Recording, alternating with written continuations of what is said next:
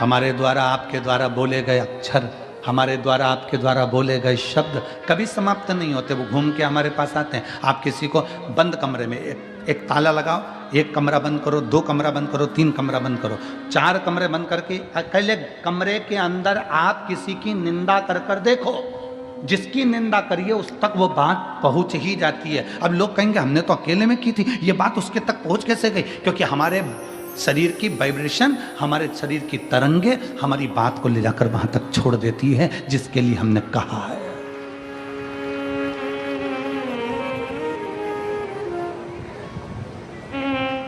हमारे शरीर की वाइब्रेशन, हमारे शरीर की तरंगे वहां तक ले जाकर छोड़ देती है जिसके लिए हमने अपशब्द कहा। आप किसी को गाली देकर देखो, चलो जाने तो आपका कोई नौकर हो ना, आप अपने घर पे बैठ के नौकर कोई कुछ अपशब्द कह के देख ले, नौकर नहीं है वहां पर, परंतु उस नौकर को मालूम पड़ जाएगा कि मेरे सेठ के मुख में, मेरे सेठ ने मेरे लिए कुछ कहा, मेरे सेठ के दिमाग में कुछ चल रहा है। हमारी वाइब्रेशन बता देती है, हमारी तरंगे बता देती है।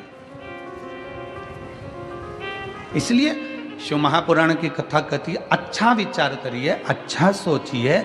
अगर कोई तुम्हारा दुश्मन है ना, उसके बारे में अच्छा सोचना चालू करो। एक दिन वो दुश्मन तुम्हें सुंदर माला लाकर ना दे, तुम्हारे को गुलाब का फूल लाकर ना दे, तुम्हारे लिए गुलदस्ता लाकर ना दे, तो कहना जो दुश्मन है उसके लिए वे अच्छा सोचना प्रारंभ करो, श्रेष्ठ सोचो।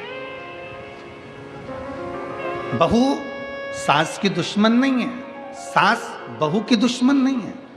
अगर बहू की दुश्मन होती सास तो अपनी रकम तुड़वाकर बहू को ना देती शादी के पहले, शादी के समय पर। अगर सास तुम्हारी दुश्मन होती तो 1-2 लाख रुपए शादी में खर्च नहीं करती, 5-5, 10-10 हजार की साड़ियां लहंगा तुमको नहीं दिलाती अगर तुम्हारी दुश्मन होती तो। और बहू अगर तुम्हारी दुश्मन होती तो वो अपना घर छोड़कर तुम्हारे घर में नहीं आती तुम्हारी गुलामी करने के लिए। ना सास बहू की दुश्मन है, ना बहू सास की दुश्मन है। ये दोनों रहते रहते एक दूसरे से बोलते नहीं, अपशब्द नहीं बोलते, पर अंदर ना जाने कैसे कैसी अंटी पालते रहते हैं, अंदर की वाइब्रेशन ऐसी कर लेते हैं। मम्मी ने ऐसा कर लिया, पापा ने ऐसा कर लिया, अंदर से सोच रहे हैं तो वो वाइब्रेशन तुम्हारी सास तक पहुंचती है, सास की वाइब्रेशन बहू तक पहुंचती है, और दोनों का मनमुटाव आपस में चालू हो जाता है। और एक दिन ये होता है कि घर में अलग अलग हो जाते हैं। ये हमारे शरीर की वाइब्रेशन है, ये हमारे शरीर का विचार है, ये हमारी दृष्टि है। आप अच्छा सोचो ना। एक स्त्री, एक पत्नी रोज पति पर शंका करती है, रोज प्रतिदिन शंका करेगी, मन में शंका भरा गई है तो शंका करती रहेगी, शंका करती रहेगी, शंका करती रहेगी, शंका करती रहेगी। आखिर में पति को मालूम पड़ जाएगा कि ये शंका कर रही है। पति शंका करेगा तो मालूम पड़ जाएगा कि पत्नी शंका कर रही है। ये हमारी वाइब्रेशन है हमारे शरीर की जो वहां तक पहुंचा दी। ये हमारे शरीर की वाइब्रेशन है जो वहां तक पहुंच रही है। शिव पुराण कहती है अच्छा सोचिए।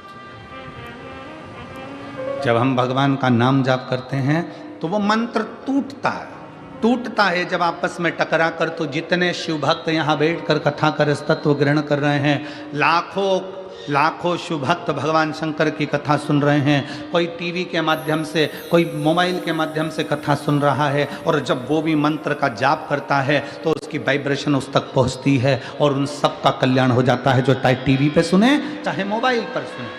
श्री शिवाय नमस्तुभ्यं, श्री शिवाय नमस्तुभ्यं। सब बोलिए श्री शिवाय नमस्तुभ्यं, श्री शिवाय नमस्तुभ्यं, श्री शिवाय नमस्तुभ्यं, श्री शिवाय नमस्तुभ्यं। ये हमारे शरीर की तरंगे हमें वहां तक लेकर जा रही हैं। हमारे भीतर की तरंगे हमें वहां तक लेकर जा रही हैं।